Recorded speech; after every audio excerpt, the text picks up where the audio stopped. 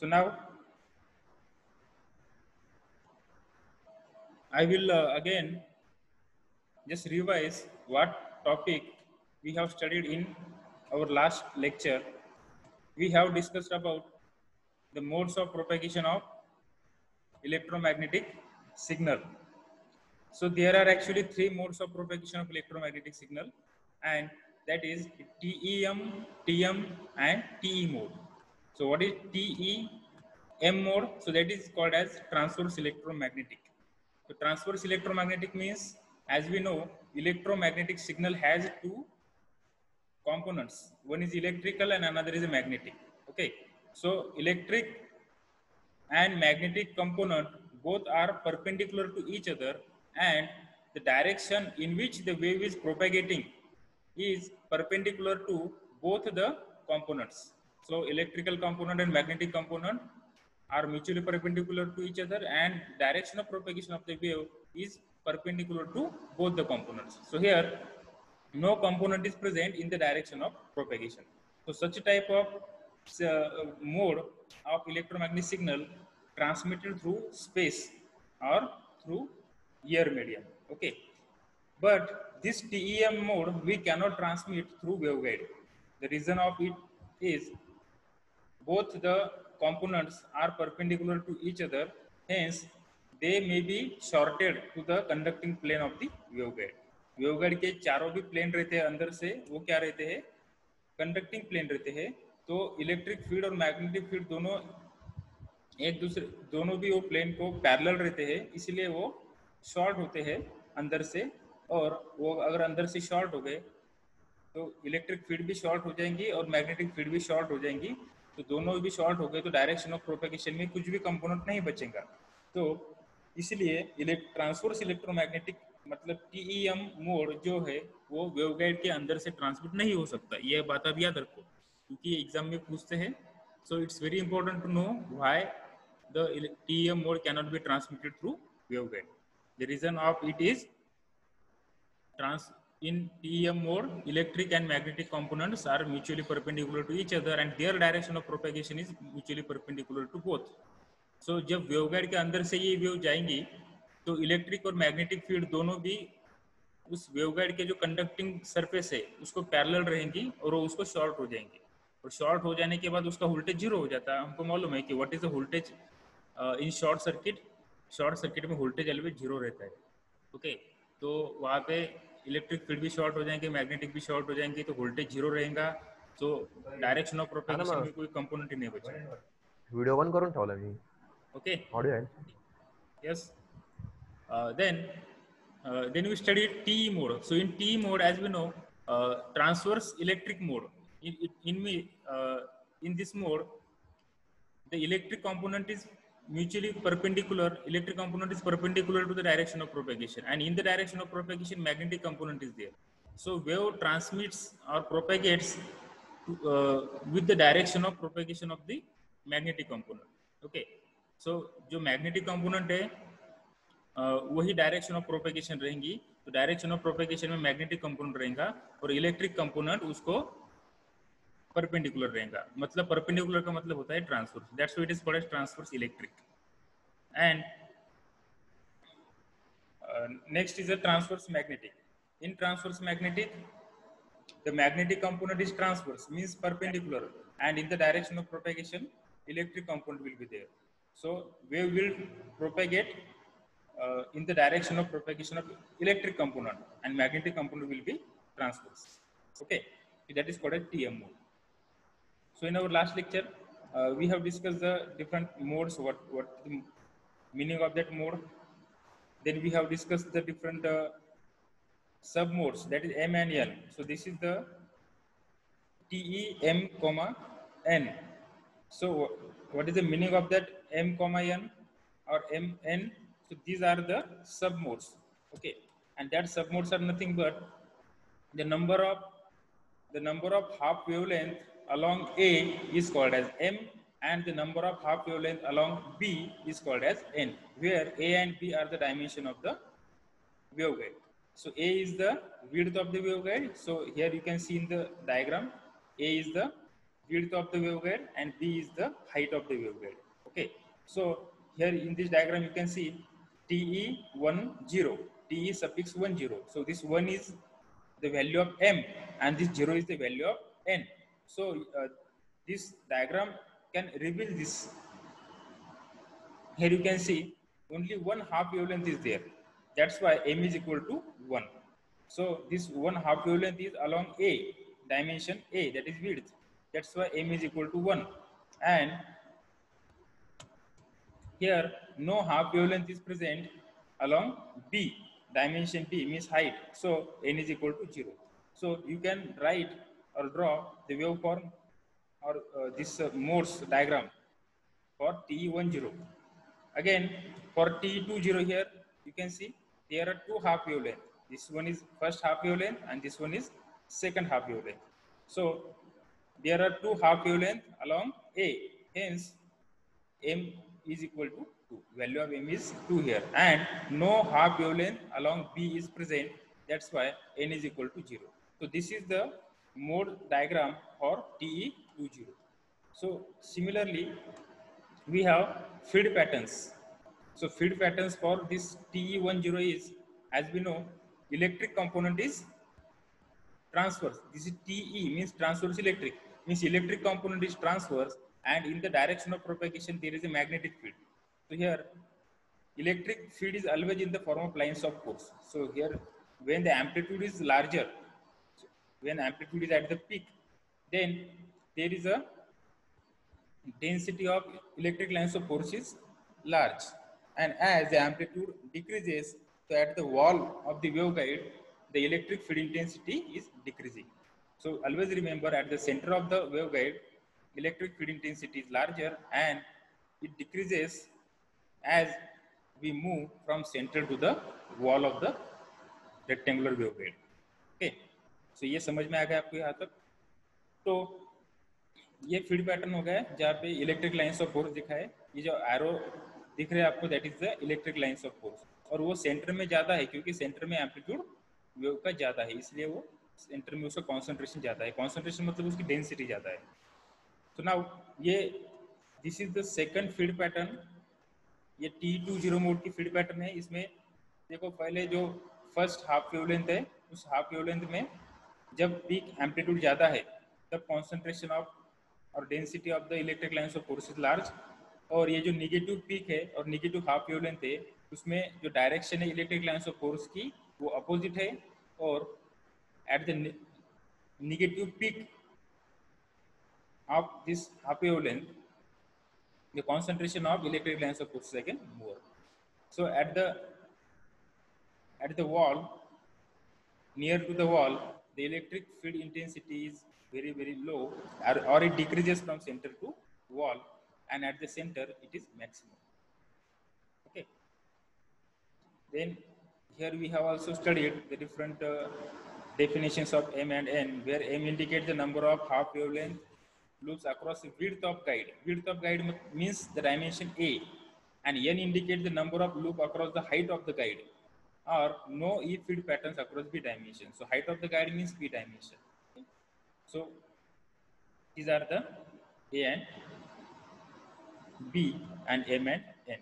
तो आपको a और b क्या है समझ में आ गया. a means it is the width of the waveguide, b means it is the height of the waveguide, m means number of half wavelength along a, and n means number of half wavelength along b.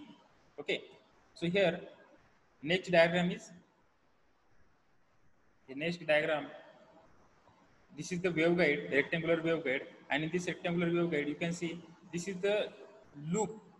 This loop is showing it is the magnetic field circulating and transmitting to the waveguide. इस waveguide से जो ये magnetic component है वो loop में क्या हो रहा है, ट्रांसमिट हो रहा है, प्रोपेगेट हो रहा है. और ये जो इलेक्ट्रिक लाइंस ऑफ फोर्स है ये उसको क्या है, ट्रांसवर्स है या परपेंडिकुलर है. ट्रांसवर्स का मतलब perpendicular. Okay, so this magnetic field is transmitting और propagating in the form of loops. तो ये जो लूप दिख रहा है आपको, इस लूप में वो मैग्नेटिक फील्ड ट्रांसमिट हो रही है. तो ये एरो आपको ऐसे दिख रहा है, ये क्लॉकवाइज डायरेक्शन में है, और ये जो ये ऐसा क्लॉकवाइज डायरेक्शन में घूम रहा है, दूसरा भी ये ऐसा घूम रहा है एंटी क्लॉकवाइज में. Okay, so clockwise, anti-clockwise, clockwise, anti-clockwise. So in this way, it is propagating inside the waveguide. So this is the magnetic field. Here in the figure 1.613, it is a magnetic field, and means H, and here this is the electric field. Okay. Then here this is the TM mode. TM means transverse magnetic mode. In transverse magnetic mode, magnetic component is transverse, means perpendicular to the direction of the propagation, and in the direction of propagation electric field is there. So जो electromagnetic signal मतलब microwave signal उस waveguide के अंदर से propagate हो रहा है या ट्रांसमिट हो रहा है, तो उसमें जो ट्रांसमिट हो रहा है वो इलेक्ट्रिकल कंपोनेंट है, और जो परपेंडिकुलर है उसको मतलब ट्रांसफर से वो मैग्नेटिक कंपोनेंट है. तो यहाँ पे ये जो लूप दिख रहा है आपको, दिस इज द लूप, ये लूप है मैग्नेटिक कंपोनेंट, और ये जो वॉल में जो हाफ कर्व दिख रहा है that is the electric field. Okay, so electric field transmit हो रही है to the direction of propagation, और उसको मैग्नेटिक फील्ड ये ट्रांसफर से मतलब परपेंडिकुलर है. ओके, तो this is the TM mode. So TM mode में वो एम और एन की वैल्यू जीरो नहीं रह सकती. सो एम एंड एन वो दोनों भी नॉन जीरो रहने चाहिए. सो मतलब there should be at least one or more half wavelength along A and one or more half wavelength along B. So M and N both should be non-zero. Their value should not be zero. Otherwise, this wave cannot be transmitted through the waveguide. So this is the feed pattern for TM11 mode and TE mode. So here you can see in this diagram.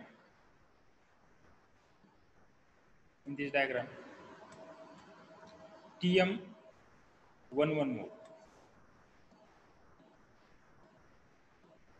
See, you can see TM11 mode. So this dotted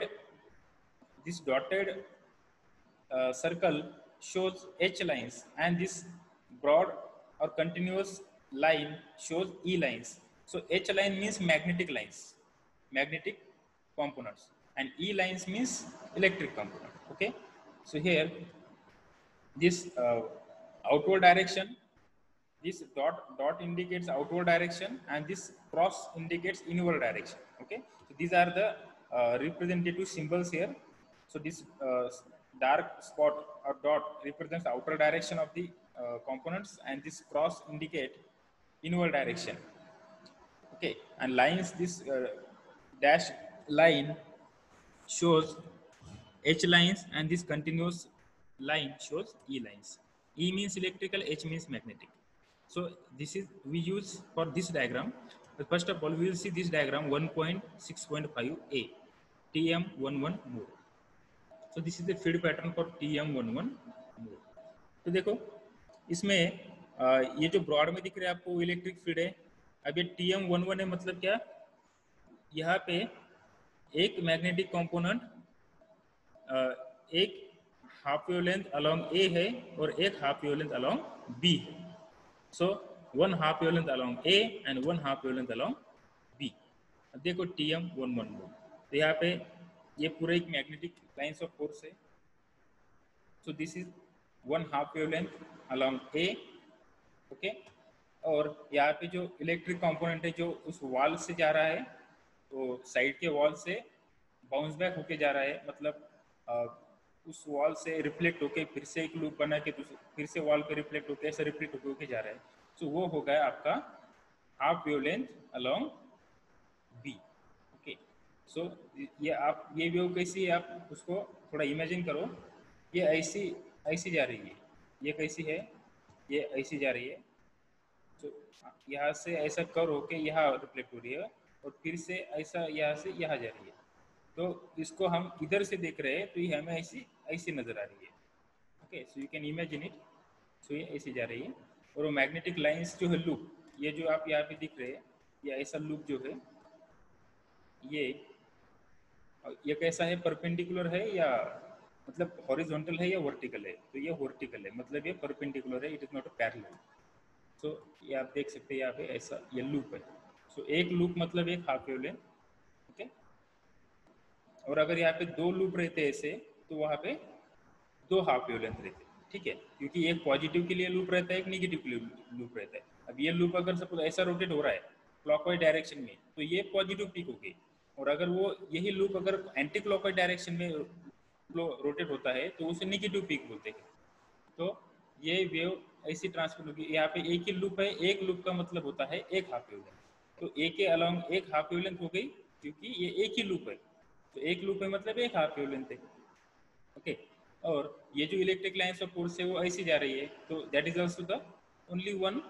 देखो ये electric lines of force इसी wall से जा रही है, तो along B भी एक हाफ वेवलेंथ है, तो ये एक हाफ वेवलेंथ होगी, तो इसलिए उसको TM11 मोड बोलते हैं, okay. So then will go to the next diagram. तो ये डायग्राम में देखो यहाँ पे ये B है और ये A है, डायमेंशन A मीन्स विड्थ और ये डायमेंशन B मीन्स ये होगा हमारा हाइट। सो यहाँ पे जो क्रॉस है, ये क्रॉस का मीनिंग क्या है, ये देखो यहाँ पे दिया है, क्रॉस जो है X जैसा दिखता है, सो ये इनवर्ड डायरेक्शन, मतलब क्या, ये जो वेव दिख रही है आपको, ये जो लाइन्स ऑफ फोर्स दिख रही है जहाँ पे एरो है वो X मतलब वो यहाँ पे इनवर्ड जा रही है, ओके। और ये जो है डॉट मतलब ये आउटवर्ड इस साइड में आ रही है, आउटवर्ड साइड में आ रही है, ओके। सो ये ऐसी आ रही है। Here in figure 1.615p the electric field touches a wall at right angle। ये जो इलेक्ट्रिक फील्ड्स है ये वॉल को टच करती है at right angle. All intersections between electric and magnetic field lines are perpendicular, okay. देखो ये TE11 mode है, ये TM है, ये कौन सी है, TM मतलब ट्रांसवर्स मैग्नेटिक। यहाँ पे मैग्नेटिक ट्रांसवर्स है, ये लूप आपको दिख रहा है डॉटेड लाइन से, और इलेक्ट्रिक कैसी है, to the direction of propagation. ये जो ब्रॉड लाइन दिख रही है वो इलेक्ट्रिक फील्ड है। और यहाँ पे देखो ये TE11 मोड है। अब ये TE11 मोड में देखो ये जो इलेक्ट्रिक लाइंस ऑफ फोर्स है ये ऐसी दिख रही है आपको, एक लाइन ये ऐसी आ रही है, arrow from left to right आ रहा है, ओके। तो ये होगा एक हाफ वेवलेंथ, और एक एरो ये इधर से यहाँ आ रहा है, तो फ्रॉम राइट टू लेफ्ट आ रहा है, ओके। तो ये एक हाफ वेवलेंथ होगी। So this one is one half wavelength, and this no, so sorry, actually this one is one fourth wave, and this one is also 1/4 wave. So 1/4 plus 1/4, that is one half, okay. So this is 1/4 wavelength and this is 1/4 wavelength, and this is 1/4 plus 1/4, it is the one half wavelength. That's why here one half wavelength is there along A. So A is equal to, means M is equal to 1, because what is M? M is nothing but a number of half wavelength along A. So यहाँ पे M क्या है, 1 है, क्योंकि ये 1/4 half wavelength और ये 1/4 half wavelength, तो 1/4 plus 1/4 1 हाफ, और 1 हाफ मतलब 1 हाफ वेवलेंथ हो गई, तो वो किसके अलॉन्ग हो गई, A के अलॉन्ग हो गई, इसलिए यहाँ पे M is equal to 1 है।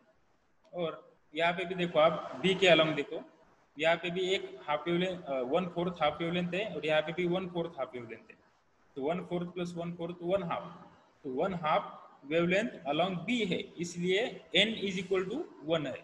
तो यहाँ पे देखो TE11 मतलब क्या, M की वैल्यू 1 है, N की वैल्यू भी 1 है, so number of half wavelength along A 1 है, और number of half wavelength along B भी 1 है। और ये जो एरो आपको दिख रहा है, तो ये वेव कैसे जा रही है, वॉल को टच हो रही है, ओके। ये आउटवर्ड आ रही है और ये इनवर्ड जा रही है, ओके, समझ में आ गया।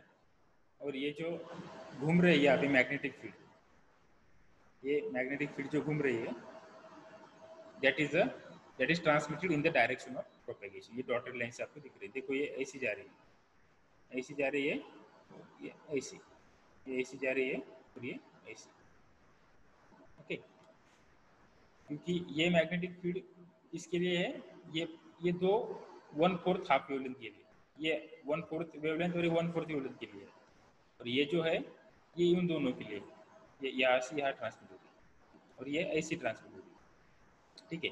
ये इसकी डायरेक्शन जो है, इसकी डायरेक्शन यहाँ से यहाँ क्यों है, क्योंकि ये डॉट का मीनिंग है आउटवर्ड, बाहर आना, और ये क्रॉस का मीनिंग है इनवर्ड, तो अंदर जाना, तो इसलिए वो ऐसे घूम रही है, ऐसे घूम रही है, ठीक है, ये ऐसे घूम रही है।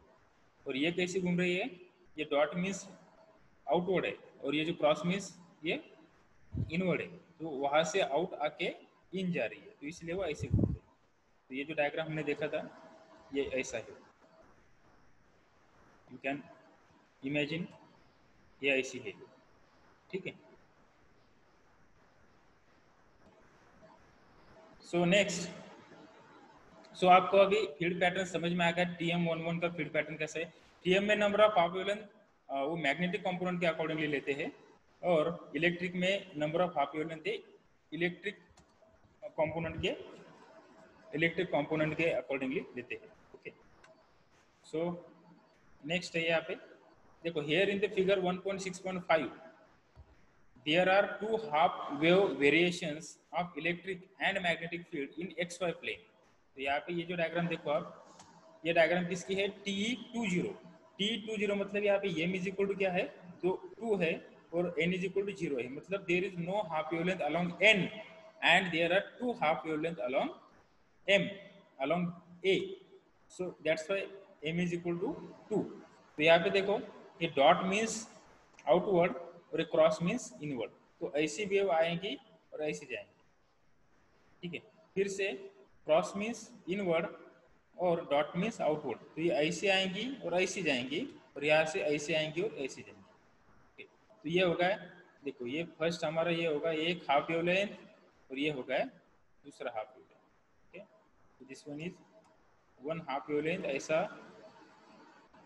हाफ वेवलेंथ है और ये दूसरा हाफ वेवलेंथ है, ओके। सो यहाँ पे आप डायरेक्शन भी देख सकते हो एरो की, ये एरो की डायरेक्शन कैसी है, अपवर्ड है, अपवर्ड है मतलब ये पॉजिटिव पीक है, और ये डायरेक्शन ये डाउनवर्ड है ये एरोज की, इसका मतलब है ये नेगेटिव पीक है। So that is the positive peak and negative peak, hence first half wavelength and second half wavelength, so number of half wavelength is 2, that's why m is equal to 2. So that is a field pattern for TE20 nodes, okay. So we'll go next again. So here another diagram is there, TE1,0, अब ये TE1,0 की और TE10 की feed pattern है। तो ये देखो यहाँ पे electric field exist only at right angle to the direction of propagation, क्योंकि ये ट्रांसवर्स इलेक्ट्रिक है, तो इलेक्ट्रिक फील्ड कैसी है, राइट एंगल मतलब ट्रांसवर्स मतलब perpendicular to the direction of propagation, तो electric field is maximum at the centre of the waveguide. तो यहाँ पे देखो, यहाँ पे एक ही एरो है, रेयर है एकदम, यहाँ पे जैसे ही हम सेंटर में आते हैं एरो की डेंसिटी बढ़ती है, जैसे हम वॉल की तरफ जाते हैं और फिर से डेंसिटी कम हो जाती है। तो ये ऐसी एक वेव है, हाफ वेवलेंथ है, ये वेवलेंथ की ये क्या है, हाफ वेवलेंथ, ये वेव की क्या है, ये हाफ वेवलेंथ है। तो यहाँ पे एक ही हाफ वेवलेंथ है, ये डॉट रिप्रेजेंट कर रहे हैं आउटवर्ड और जिस क्रॉस रिप्रेजेंट कर रही है इनवर्ड, मतलब ये जो मैग्नेटिक फील्ड है वो ऐसी आ रही है, आउटवर्ड आ रही है और ऐसी जा रही है, मतलब ऐसी घूम रही है, ऐसी घूम रही है, एंटी क्लॉकवाइज डायरेक्शन में घूम रही है, okay. So here only one half wavelength is there, that's why m is equal to 1. So here TE1 and there is no half wavelength along B, that's why n is equal to 0. Hence this field pattern represents TE10, okay. So next, यहाँ तक किसी को कोई doubt है क्या, आप पूछ सकते हो, yes anyone who have doubt, yes Shantanu, Verma ji, sir no doubt, no doubt, no sir no doubt. हाँ ये थोड़ा सा समझने में क्रिटिकल है, क्योंकि ये बहुत माइक्रो इंजीनियरिंग का पार्ट है and this is very hypothetical concepts are there, that's why we need to understand it at very initial level, okay. So next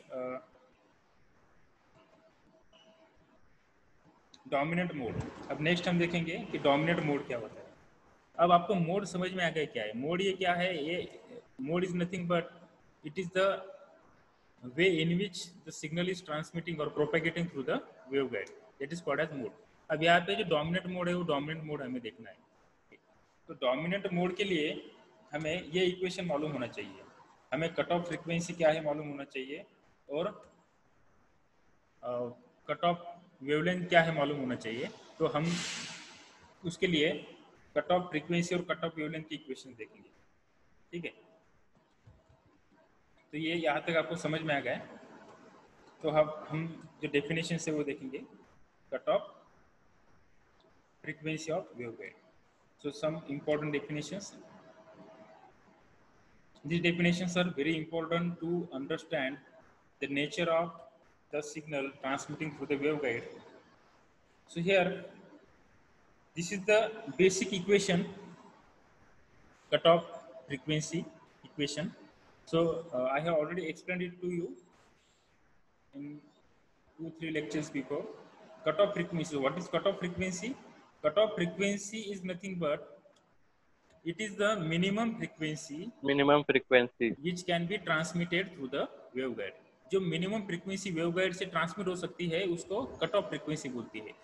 minimum frequency मतलब उससे कम अगर रही तो वो उस वेवगाइड से ट्रांसमिट नहीं होंगी, उस फ्रीक्वेंसी से अगर ज़्यादा फ्रीक्वेंसी रहेंगी तो वो उस वेवगाइड से ट्रांसमिट होगी, तो उसको बोलते हैं कट ऑफ फ्रीक्वेंसी। तो यहाँ पे ये इक्वेशन है, अब ये डेरिवेशन सिलेबस में नहीं है तो I will directly take the equation. So FC stands for cutoff frequency. F suffix C cutoff frequency is equal to 1 divided by 2 under root of mu E, mu epsilon. तो ये जो mu है that is the permeability of the medium through which the electromagnetic signal or micro signal is transmitting. So that is the permeability means ये magnetic property रहती है material की, और ये epsilon जो है that is the electrical property of the material और medium. Okay so अगर आपने इसमें इसकी जो वैल्यूज है म्यू और एप्सिलॉन की, इसकी एयर मीडियम या वैक्यूम मीडियम के लिए अगर सपोज आपने उसके वैल्यूज इसमें पुट कर दिए तो ये जो पूरी क्वांटिटी है 1 divided by 2 under root of mu epsilon, इसकी value is 3 into 10⁸ metre per second आती है। मतलब it is equal to the velocity of light, that is 3 into 10⁸ metre per second, इतनी आती है वो।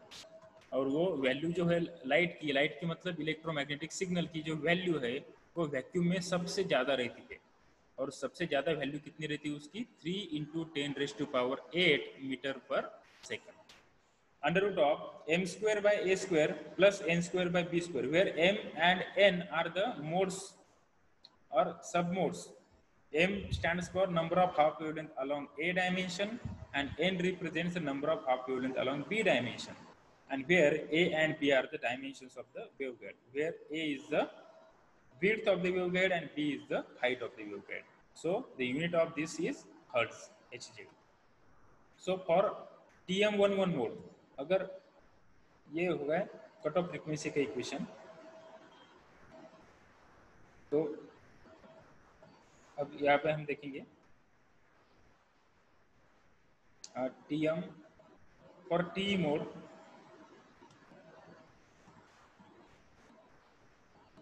अब ये T फॉर TM मोड यहाँ पे देख सकते हो आप FC TM11, मतलब क्या कट ऑफ फ्रीक्वेंसी किसके लिए, TM11 मोड के लिए। अब TM11 मोड क्या रहता है वो हमने देखा, TM मतलब ट्रांसवर्स मैग्नेटिक और 11 मतलब M1 और N1, ठीक है। So is equal to 1 divided by 2 pi under root of mu epsilon, यहाँ पे under root of pi by A bracket square plus pi by B bracket square, where this pi means what, this pi is nothing but 180 degree, बराबर है, पाई mode of operation बोलते हैं उसको। तो जब wave transmit होती है तो एक वेव जब कंप्लीट होती है तो कितना एंगल कंप्लीट होता है, one wave angle exertion by the one wave is 360 degree. तो एक हाफ वेव लेंथ के लिए कितना एंगल रहता है फिर पाई डिग्री, बराबर है। जैसे एक वेव रहती है वो 0 से 2 पाई डिग्री तक एक वेव कंप्लीट करती है, तो एंगल रहता है 0 से 2 पाई डिग्री, 2 पाई मतलब 360।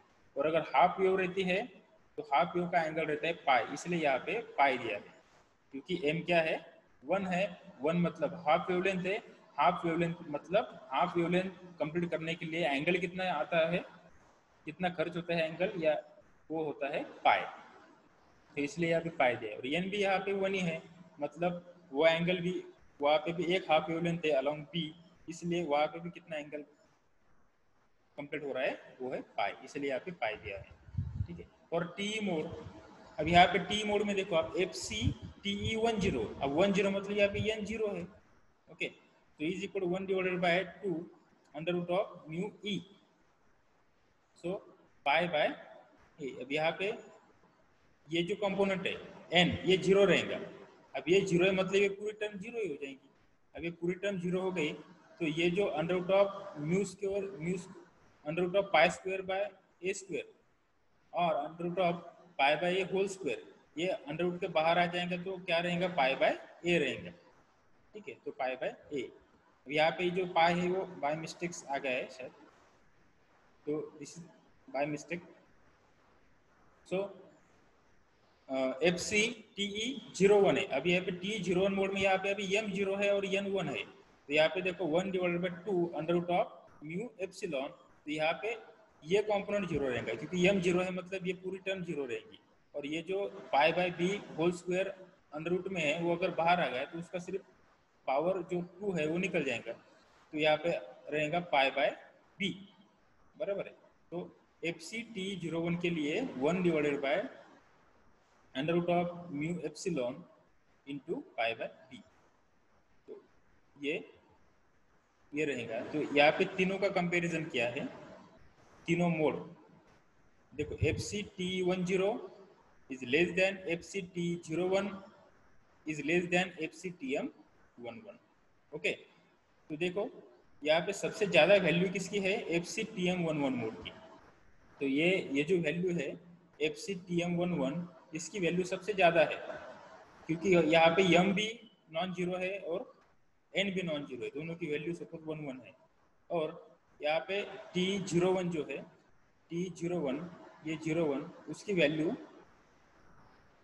मिड रेंज में है और TE10 इसकी वैल्यू सबसे कम है तीनों में, क्योंकि यहाँ पे देखो ना TE10 है तो 1 divided by 2 under root of mu epsilon pi by a. अब यहाँ पे ए बड़ा रहता है या बी, ऑब्वियसली ए बड़ा रहता है क्योंकि ए ये विड्थ है और विड्थ ऑलवेज हाइट से ज़्यादा रहती है वेव गाइड में, तो ये की वैल्यू ज़्यादा है, इसलिए डिनोमिनेटर में अगर ज़्यादा वैल्यू रही तो रेशियो कम आता है, इसलिए ये टर्म जो है उसकी वैल्यू कम रहेगी।